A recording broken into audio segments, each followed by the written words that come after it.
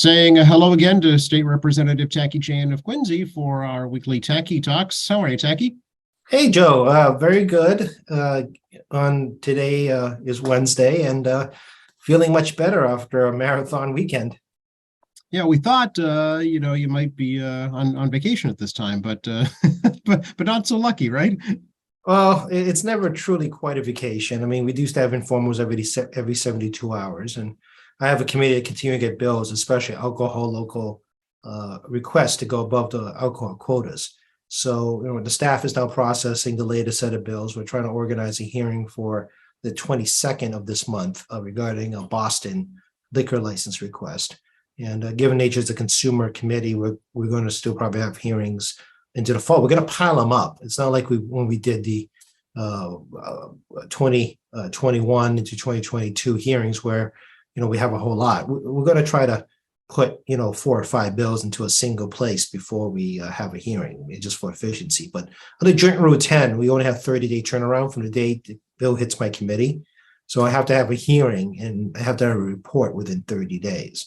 Certain instances, there's some rule procedures let me kind of work around that 30 days, but it requires a bit of a, how do I put this, procedural leapfrogging to make it work. You can get stuff done. You just have to kind of know how to use the rules properly.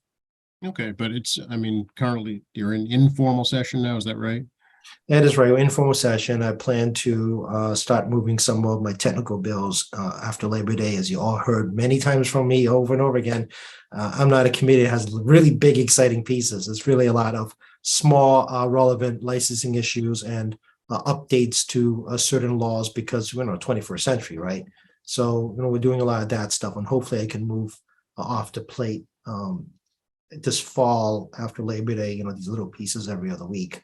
But, from the committee standpoint, when the plate is cleared out, I mean, other than, I believe, 3 bills that are sitting in a Senate approval process for an extension order, the committee has dispensed with just about everything. Okay, very good. So we'll have to catch up with you throughout this month and see how those bills go. But in the meantime, I thought today we could talk about the one that's making the most headlines is the Economic Development Bill. Yeah, what do you think all of us were doing at the State House this past week, trying to get a tab on where we are on this economic development piece, and the surprise by all of us regarding Chapter 62, Chapter 62F of the general laws, which you all are seeing over and over again in the newspapers for pretty much the last 2 weeks. And I don't share revenue. I don't share ways and means. And I've been around a lot of years at this point between the State House with staffing and obviously elected. And I won't lie, I've never heard of Chapter 62F. And again, I'm not a revenue chair nor ways and means chair. I do remember a lot of things happening, but this one's new for me. Yeah, it goes back to, let's say, 1986, and essentially says that about 7% of folks' 2021 income taxes would be returned based on the state surplus, which is estimated to be about $3 billion, still pending formal numbers from the auditor's office. Yeah, I've been using the Mass Taxpayers Alliance's numbers, Mass Taxpayer Foundation's numbers to try to figure what it is. So the MTF guys have done the preliminary analysis, and they released one last week. There'll probably be an update once you get to the end of the month. They're pretty much a business paid for, not-for-profit, does independent analysis. They tend to be more conservative numbers at this organization, but in terms of their legal analysis and stuff like that, it's actually pretty good for an outside organization. So we do read, and I do read stuff that comes in from third parties that isn't the state to give me some outsider point of view. So what you're describing is the $3 billion in tax credits. So let's see if I can describe how this works again, because we talked about this before. The 1986 law approved by the voters puts a cap on how much revenue the state can collect in taxes in relationship to the last 3 years' wages and salaries of the public. So you take all the wages and salaries from the past 3 years that everyone's earned money on and take the average of that. And if state total tax collection, when I mean total tax collection, I mean everything, including things like the meals tax, sales tax, capital gains tax, excise taxes, I mean, all of it exceeds the total wages collected on average, I mean, total wages earned by the public, then the difference between the two is returned to the taxpayers, specifically taxpayers, in the form of credits. And why do I say taxpayers? Because the return to you of credits is directly proportional to how much taxes you pay. So bottom line is that if you make a lot of money, you pay more taxes. You're going to do very well in this proposal. If you're a more middle income family or low income working family, this does not help you as much. Because again, it's credits returned to you based on proportion of the taxes paid. And you have to apply for this. Just like I this, didn't know that. Okay. yeah, it's just like the senior circuit tax breaker Mhm. that we talked about many times now. You actually have to fill the form out to see if you qualify and you get the money. Well, the reason I know this is because back in 87 was the last time it was triggered for about $30-ish million. Only about, I think 17 million of it was actually collected by the public or the taxpayers more accurately. So if you're a taxpayer, you only collected about, 17 million or $30 million back in 87. So that means you have to take the affirmative action to apply for this tax credit as part of your tax form. Now, how do we do this? No clue. The Department of Revenue is going to have to figure this one out is a part of your 2020 tax form next year. Is it a new form you get this fall? I couldn't tell you. So we'll wait and see how the Department of Revenue figures it out. So as you heard, the rough estimate's just about 3 billion, like not 2.96 whatever billion dollars, right? 3 billion for easy math. And so what's the crisis, right? So the rough estimate, according to Mass Taxpayer Foundation, is about $7 billion in surplus funds. But it's not really $7 million because we have to pay some of that, for example, to the MBTA because we have increased sales tax. The MBTA gets paid out of sales tax by statute. So we, same thing as school building assistance, that's paid out of sales tax by statute. So anytime we collect more sales tax, beyond the estimate, the actual actually has to go to dedicated amounts. People forget we pay tax refunds every year. That comes out of the surplus too. So, we have to hold back surplus on an estimated number of refunds to people, right? And, obviously have a lot of industries, 35 some odd tax credits that we implement in the state. That's also factored in. We paid the Holyoke Soldier Home settlement. For people who don't realize, the families of their loved ones who died at the Holyoke Soldier Home tragedy sued the state and received a settlement. And it's not the only settlement. We have plenty of settlements that's factored into our budgetary process, and surplus is great on dealing with those settlements.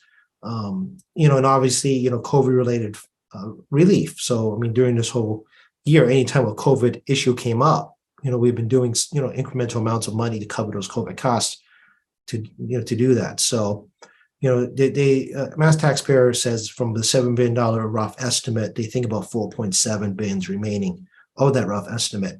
That's remaining. And of that estimate, take away $3 billion, that leaves you like $1.7 billion. So it sounds like a ton of money, but it really isn't at the end. And the reason's because of our proposals economic development bill. But it is a state law. So why not abide by that law? We are, by not doing anything. That's the irony, right? You do nothing, the law's going to happen. So the $4.7 billion remaining, roughly, $3 billion of that, as you point out, is going to go in credits. And we don't know how it's going to get to you, but it's going to get to you. And unless the House, Senate, the governor agrees to suspend the law, which is not going to happen at this point, I'm going to tell you, you'll be seeing your tax credits at some point in the future. And like I said, if you make a lot more money, you pay more taxes, you're going to make up really well. And for those of us who are more middle class and low income, you won't. So, and is this in addition to the actual cash rebate that was also included in this bill? Well, that's been tabled now. This is part of the dilemma we're now facing, is that the cash rebates would cost the state about $500+ million, about 510, give or take. It's always kind of a rough number until the Department of Revenue gives us that, but we're looking over $500 million in that. And also, we also have those 4 very important tax proposals that I really do support, which is increasing run-to deduction, increasing the child care deduction, reforming the estate tax, as well as increasing the earned income tax credit. Those four proposals would cost us over $500 million annually. So the plan, of course, no surprise, folks, was to use the surplus to cover that. But as I pointed out earlier, what $7 billion became $4.7 billion now is $1.7 billion. So what seemed like you're flush with cash is how rapidly is no longer the case because of Chapter 62F. And then we have remaining proposals, which include, assisting hospitals because COVID's caused them a 5% decline in revenue. This has become a crisis situation. Their fiscal year matches the fiscal year September 30th. We do affordable housing. We do assistance in hotels. We try to increase our money one time to promote tourism. And these are all one-time costs. These are not reoccurring in future budgets because, again, surplus money is one-time cost. It's not like it's going to happen again. And we're not expecting this to ever happen again.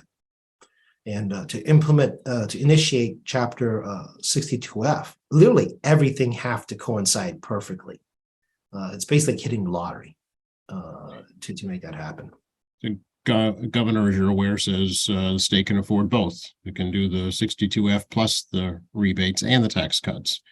Well, it also creates our margin of error as we go into the winter time, right? Things are very unpredictable.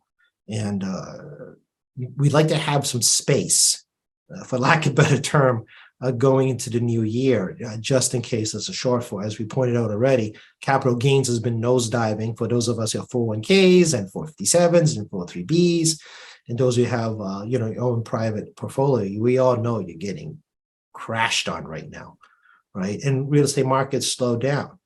And we do expect consumer spending to slow down at some point because of hyperinflation. I mean, everyone's tightening their belt, including myself. I mean, as you guys have all figured out, I like to clip my coupons electronically and try to figure out the best deals. And of course, sales tax weekend's coming up. And I do expect a massive amount of spending on August 13th and 14th. And that's lost revenue on state sales tax. And we bake that into the budget, but when you have a surplus, it makes it much easier to use the surplus to pay for those losses caused by losing sales tax that weekend. And like I said, I think people are going to really take advantage this weekend, given the inflationary cost. So there's going to be a number of places where we would like to have a little bit of a buffer in surplus funds to cover, unexpected cost increases. The state is suffering from inflation, just like you. Energy costs are up, our supply costs are up. Doing the business of the government isn't getting any cheaper either. So yeah, the governor is correct. If you like the fact you have absolutely no space for unexpected consequences in terms of who knows what's going to happen tomorrow, right? So could we do that? Sure, we could spend $1 billion on the rebates plus the tax breaks to cover this year's worth of tax breaks. And then, have maybe $700 million remaining. Sure, maybe, the hospitals are looking for $300-ish million. We're talking about big bucks here to help these industries out. I mean, hotels are looking at about $50 million. It rapidly adds up. Affordable housing, I believe, is another 200. I mean, it's gone in a blink. So, the House and Senate would have to decide on massive reduction of their spending proposals, which is very hard because the House and Senate do not have concurring proposals. I know that people, expect capital projects to be paid from this. That will be happening as well. And another thing no one's talked about in the press that you have to be aware of is the ARPA money cannot be used to fill in tax revenue loss caused by us. We created it. So Chapter 62F creates a $3 billion shortfall in some ways. It's not really a shortfall. It's eating into the surplus. So it's not really a shortfall in that sense. So ARPA money doesn't really apply to that. And our four tax proposals creates a revenue decline, as also long-term debt revenue decline. Well, that's initiated by the legislature. So that, again, ARPA money can't be used to fill that amount. And ARPA's COVID-related costs, mostly. It's a little confusing on certain parts of it. But, I mean, we've been committed to COVID-related. So it's not like I can swap $1 for another. It can't be under federal law. So is this something that could be approved in an informal session, or does the legislature have to come back to formal session to approve this? I think it's entirely possible to do this in informal session. Informal session, if one person object, a bill stops and the session closes for that session day. I would mind seeing perhaps at least get help for the hospitals at minimum to get them through the fiscal cycle. It is a big chunk of change, I do understand, but social hospital mills and hospitals around us, and they're not Partners Healthcare. They don't have alternative revenues to draw on. And COVID does not cover, the federal COVID funds does not cover 100% of their costs. It's like here's X dollars for your person, but it doesn't matter where you are. If you have like extra, God forbid, you have a patient that needs a lot more assistance to turn medication, you only got a fixed dollar-ish per person. So it's not like you're getting extra money. So, I mean, this is part of the hospital crisis right now, is that, things they charge normally insurance companies for to do other procedures, well, they've been all delayed. And I think many people here have had delayed doctor's visits, delayed visits to oncology, delayed routine procedures, delayed routine checkups like colonoscopies and things like that, or routine checkups because you're backed up for like a solid year on the schedule. This is a bit of a crisis for Massachusetts hospitals. So I wouldn't mind seeing at least getting that done. Whether or not we can push out the tax-related proposals, including rebates and new taxes, now become a real question mark. Okay. What else is tied up in that bill, Tacky? Is that also, is climate change part of that bill as well? Yeah, there's a few climate change components to try to help, improve buildings and encourage local development. But most importantly, again, we're continuing to invest money into windmill development, like direct cash, into promoting workforce industry changes. And same thing we did on the wind and climate change bill, purchasing more big wind. There are also tax credits, not direct cash assistance, but, tax credits to encourage more direct industries, related to wind building. Windmills are going to be built for many years to come because it takes a long time to get that many windmills up. And that means Massachusetts jobs. And the speaker has very much committed. And you also saw President Biden come by a few weeks back, very much committed to, invest in this. And, it is our future. This is our next biotech. This is our, next, electronic computer industry stuff. I mean, this is where the future lies. So, we're taking a long-term investment by putting the money in now. One thing that did get approved was sports betting, or legalized sports betting. That's the key word, legalized sports betting. I don't have to explain that one, folks. If I have to, we got problems, right? The bookies are not happy now. Well, I'm sure your office pools as we go into next March may not be nearly as engaged. That's right. Bragging rights, I suppose. I mean, people have been talking about this for several years now. We couldn't get across the line the prior session. Again, Speaker did not make anything hidden about his prioritization for sports betting.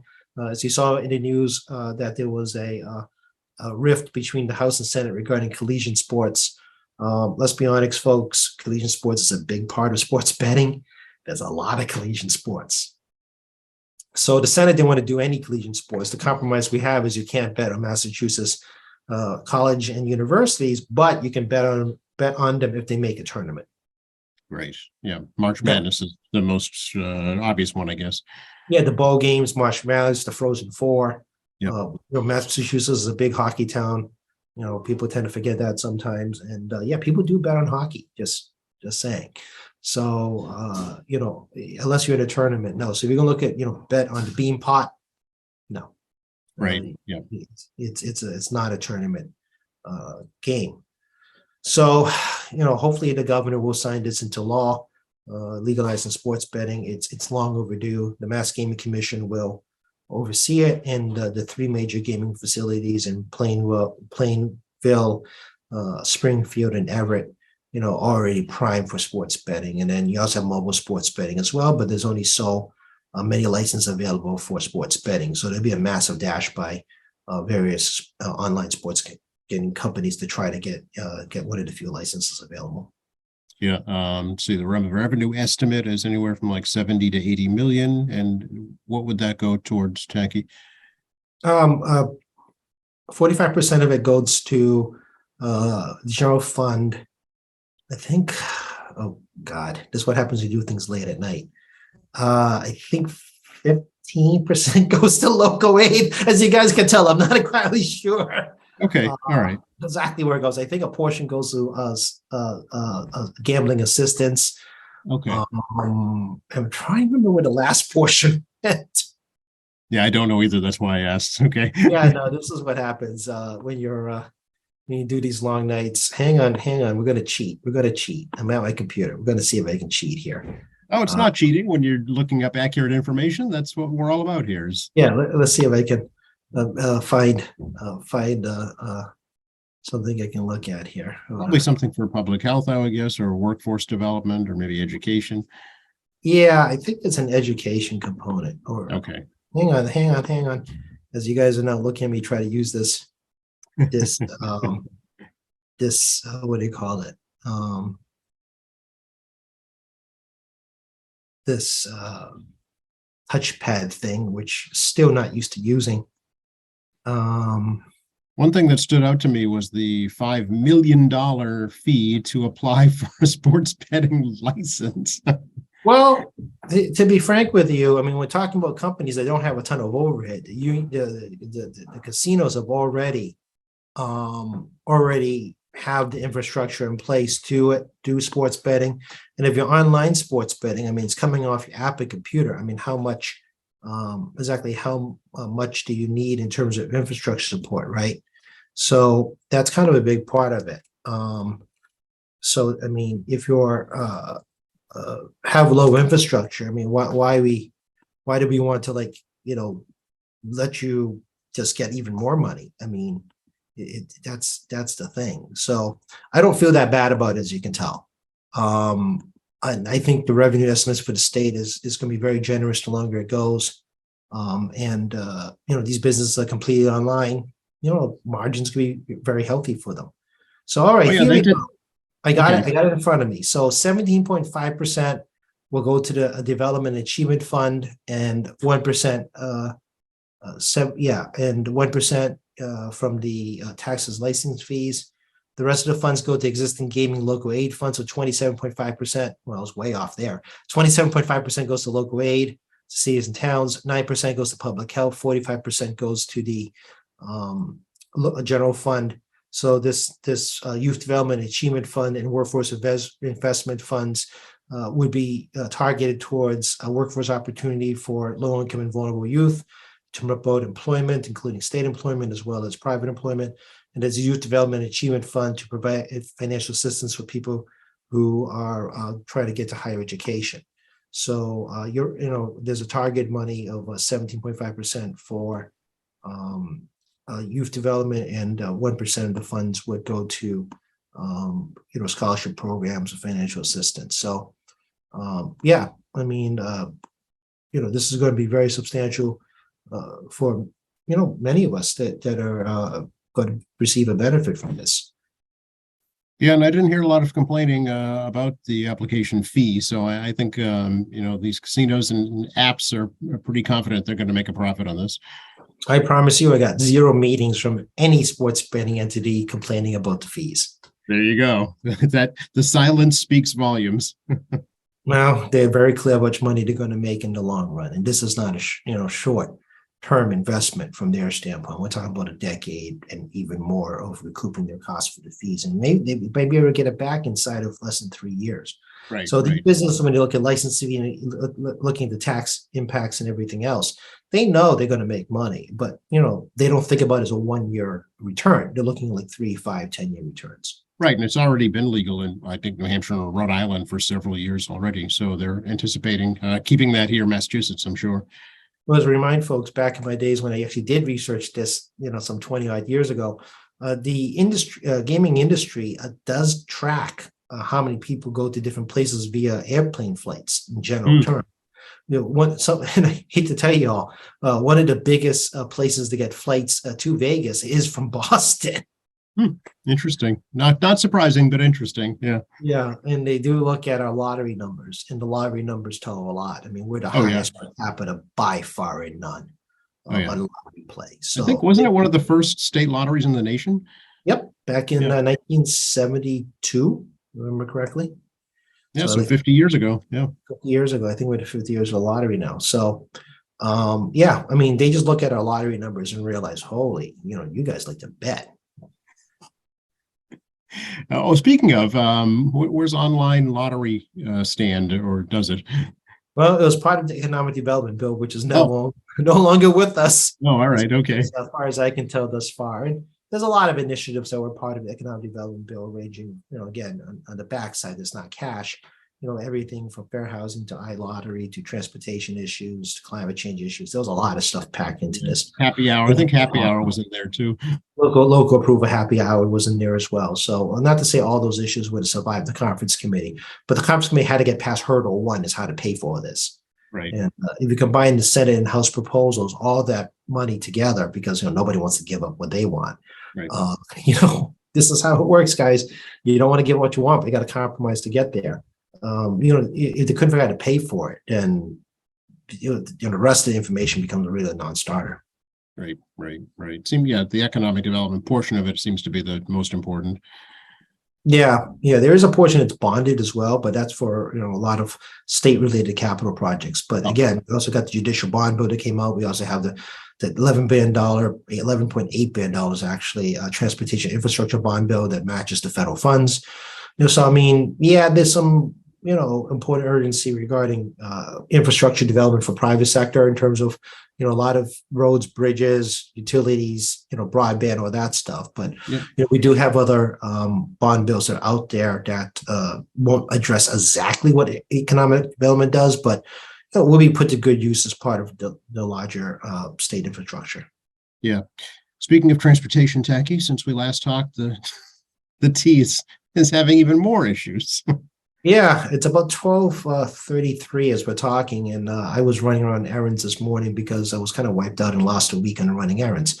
So the governor's reported to shut down the Orange Line for 30 days for massive infrastructure improvements. We've seen the runaway cars. We've seen battery fires on these red line trains. This is an unmitigated disaster at this point. For better or worse, we are in the summer months. So, people are taking time off, but that doesn't make it much better either. And the other thing that kind of helps a little is the kids are out of school in August. The college towns, college parts of the state is a little quieter. I mean, I know people are here through the summer to go to school here, but it's a little bit quieter. Mm-hmm. And I've been at the State House more often, and tourism is not as vigorous as it was. I mean, there's people here, which is nice to see, but the MBTA is heavily ridden during the daylight hours by tourists inside the Boston area. And, thankfully, or unthankfully, depending on how you want to look at it, I mean, it's still far, far, far from 2019 levels on tourists.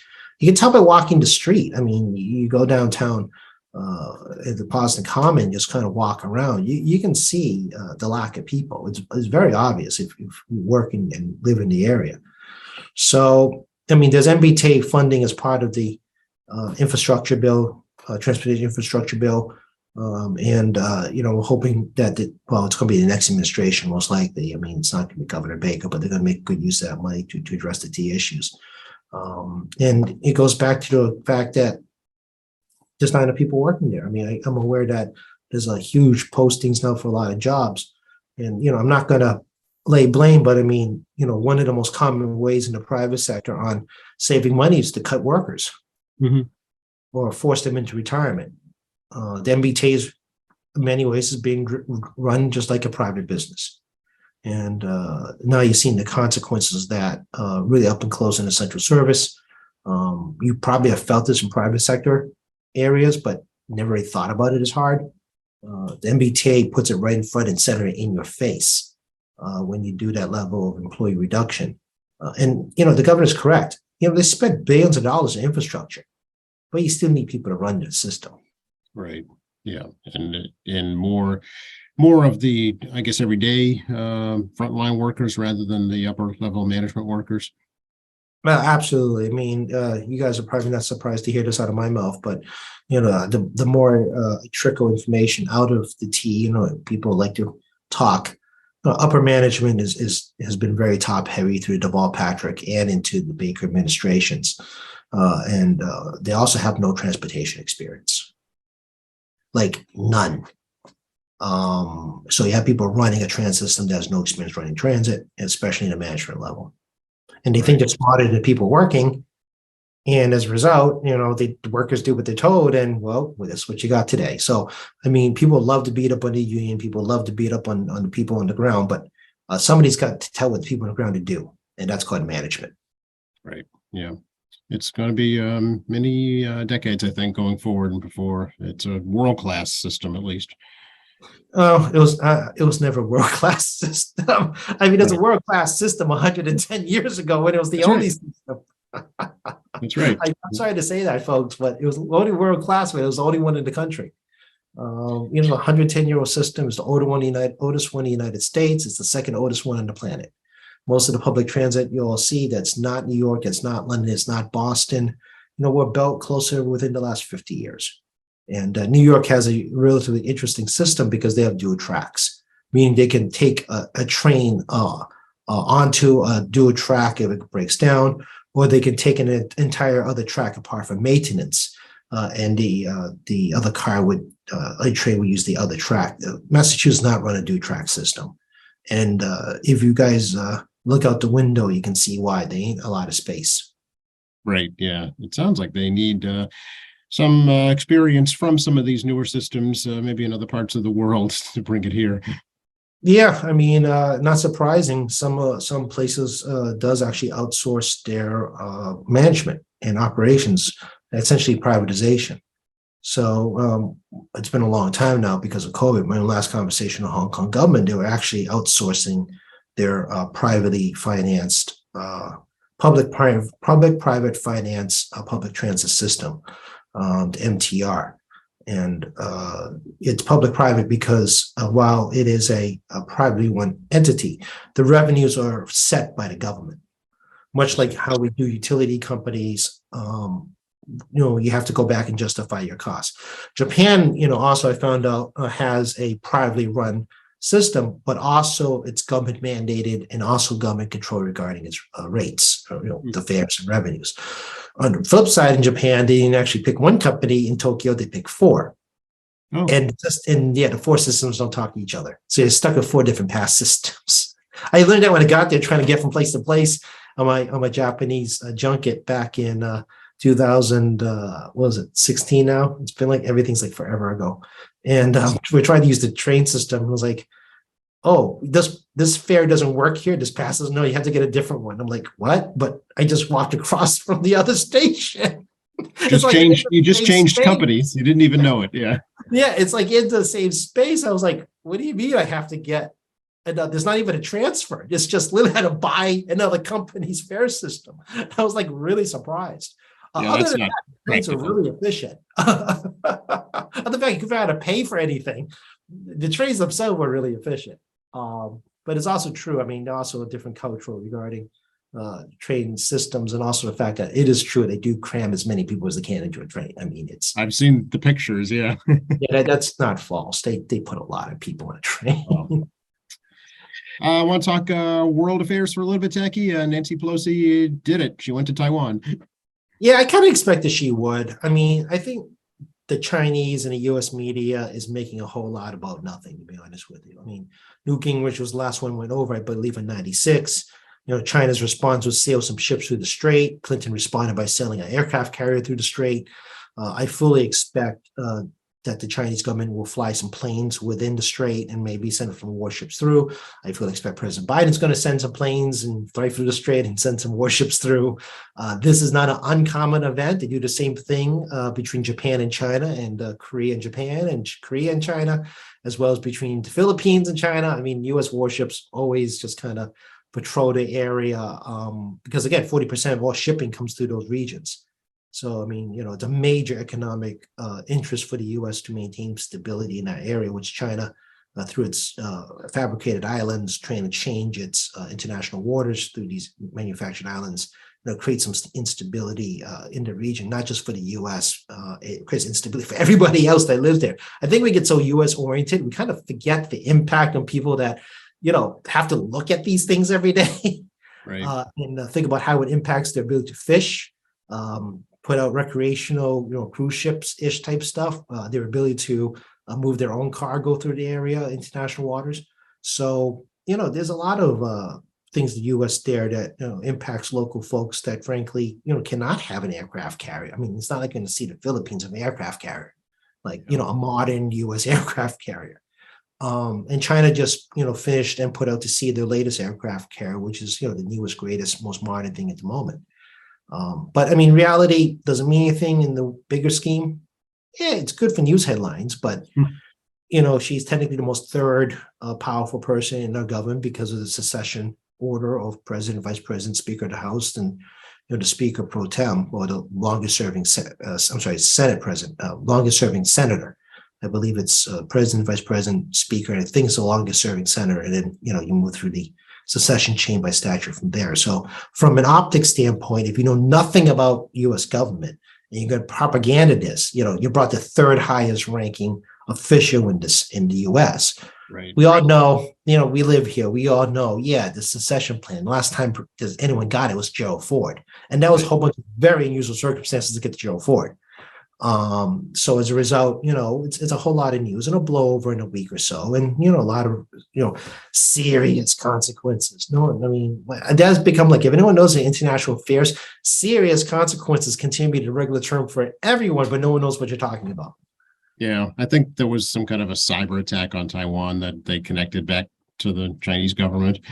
Yeah, I haven't got a Taiwan government visit since 2014. And back then, cyber attacks was a huge priority regarding the Chinese, just like the US versus both the Chinese, Russians, and other terrorist elements.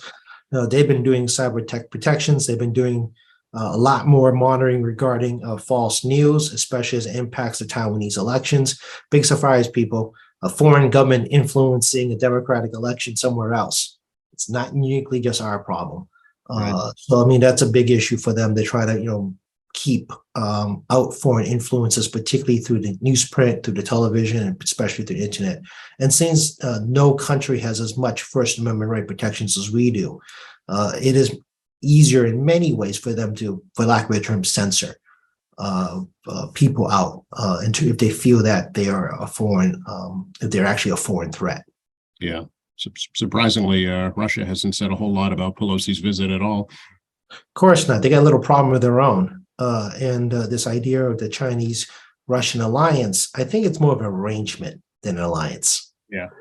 It's a convenient situation for both of them. When the convenience ends, so does that. So it's not like the US and so, I hate to use Western world because, I mean, I know it's Western Europe and the US and Canada, but I mean, it's more than that, obviously. It's the Eastern Pacific Rim nations of Korea down to, to Australia. People forget Australia is technically part of the Pacific. That's, part of our US alliance and agreements on a global level. So, we do have arrangements, I suspect, with countries, but very few countries have as many true alliances and very long-term and quite frankly binding trade agreements across the planet. Right. Well, let's bring it back home for a little bit and talk about we're in August now, so the August Moon Festival is coming up soon. Oh, absolutely. August Moon Festival is coming up. It's very exciting to do a full-scale event. Last year was a bit trimmed back. Short notice really was impact because of the opening of the reopening of everything in 2021. So, I mean, this time it's going to be full scale back in front of Quincy High School on the 21st. I'll be there with my fans and ice pops. And, might have some other fun events regarding me and helping out the organization, which I won't talk about right now because I have no confirmation about what this is. Okay. Maybe next time out, they can come to the 21st and see what they do to me. But I mean, up in Lowell, they have the Southeast Water Festival, which is one of the major events. That's a 50,000 person event historically over the course of a day. Chinatown will have their August Moon Festival for the first time proper in well over 2 years. So, the summer events are coming back online a little bit at a time. And I'm sure, you're all going to be enjoying the beach or traveling someplace or, having friends and family over for barbecues more often. And of course, like my nephew, my brother and his wife's going to be driving him to college. Yeah, it's a lot of that going to be happening very soon. Yep. Yep, sales tax weekend's gonna be a big deal as people start to load up in their supplies for college and looking for good deals on especially electronic goods. I think I talked about this before about over inventory stock with big retailers. So I think you might be seeing maybe some really good deals as we close in on sales tax weekend. I think so. If you were in the market, yeah, for electronics or appliances, furniture, maybe this might be the time. Yeah, I actually do. I mean, I think clothing might be a little trickier because it's seasonal, and given the change of wear because of COVID and working from home, and people making things last a little longer. Clothes is one of the things you can kind of extend out the life compared to other products. There might be a challenge regarding moving clothing, and you may not find what you want right away because they're not buying, 4 months in advance. That's very risky for retailers right now. Right, exactly, because they could get caught short. Yeah, absolutely, absolutely, and it's again, inflation is all through the board. It isn't like one specific sector. Well, folks, still able to get a hold of you, Tacky, even in the summertime? Yeah, my email's a little bit quieter, thank God, at this point. The Lord have mercy, it's tiresome. But yeah, tacky.chan@mahouse.gov, tacky.chan@mahouse.gov. You can find me there. Of course, you can call the office at 617-722-2370, 617-722-2370. We do have people in the office. And of course, State Representative Tacky Chan Facebook page. We've been putting up news information. The latest thing we did was the Highland Street Foundation's free cultural event days throughout the month of August. If you're looking for something affordable for the family, please check their calendar. I think it's wonderful. They create this opportunity for folks. There's an example of one thing, and tackychan.org, but you also have MAlegislature.gov. If you're looking for your bill to see what happened, it might be quicker to use the website than call my office, to be honest. And of course, everyone knows, at this stage, I do look at your stuff. I do look at every email that comes through, the form emails, the personal emails. I do read them, and we do prioritize based on people's needs in terms of direct constituent services first. And some stuff, we're waiting to see what happens with the governor's office. Often a lot of people's policy issues may or may not make it to the end. So we're going to be spending probably the next month, 6 weeks, maybe 2 months trying to sort out lots and lots and lots of emails from people to find out what was the final result regarding different policy issues that they support or oppose. Right. Yeah. And of course, there is an election coming up, so you'll be hitting the campaign trail, I'm sure, too. Well, primary day is September 6th. I'm sure everyone got their mail-in ballot application already. And there is early voting for the primary as well, and also voting on primary day. So there's almost no excuse at this point for everybody not to take a ballot and vote. It is Republican primary, Democrat primary. If you're not a party affiliated and you're an unenrolled voter, you can choose a ballot for one, but not the other. And if you're like in my good friend Smitty Penatelli out in the Berkshires, he has a Green Party candidate. There's a Green Party primary. So, please definitely do vote. I know it's a seemingly quiet election, but you do still have an Attorney General's race, a Secretary of State's race, State Auditor's race. In particular, on a constitutional level, I know people like to vote on big picture, but I could use a vote too, please. I don't have a primary candidate, but I would appreciate a vote as well. Very good. Well, it's going to be 100 degrees tomorrow, Tacky, so stay inside and stay cool. Yeah, everyone be well, be safe, and the electrical prices will be high, so make sure turn off your lights, unplug devices you don't need to leave plugged in, try to do your laundry in the evening where power tends to be a little bit cheaper, and do things like draw your shades to try to keep cool air in. It's like the opposite of winter, right? Keep the draft out. You can pull shades to try to keep the cool air in, and remember to drink water, and don't sit in the car too long, neither your kids nor your pets. Yep, all good stuff. And at this point, we're going to be doing a rain dance pretty soon too because of the drought. Agreed. My grass is brown as well. Hopefully the weather will shift and we get rain that doesn't cause a flood. How's that sound? Good steady amount. Yeah, we're down about 10 inches and we don't want that all at once. That's for sure. Yeah, I live on Meadowbrook Road. I think that's pretty common knowledge. Keyword brook. Exactly. Yeah. That's what happened to my place. Yeah. You all take care. All right. We'll catch up again soon.